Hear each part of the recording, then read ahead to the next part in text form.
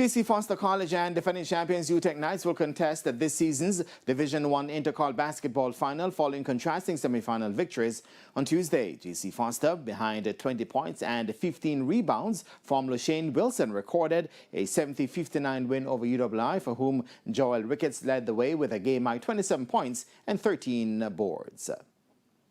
Game plan was to come out today and play mixed defense. I mean, we play very good zone defense, so if that didn't work today, then we would have gone to man-to-man defense. So, I mean, that would have helped to really force them to make some passes and get some turnovers as well. For the first and final quarter, we stick to the game plan. In the second and the third, we drifted away a little bit from defense. So, I mean, that's something that we have to go back to and work on that so that when we get to the finals, I mean, the defense can be much better than how we played in the semi-final.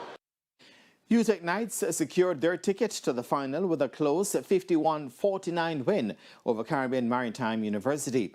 DeJean Royal was the top man for Utech Knights with 20 points and 10 rebounds, while Dakari Nicholson weighed in with 13 points and 10 boards.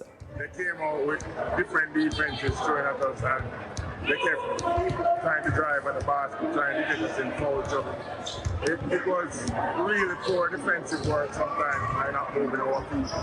And we just have to keep out there and just keep fighting, because it was a physical game, and they were really physical tonight, CMU, and I think that nearly threw us as well.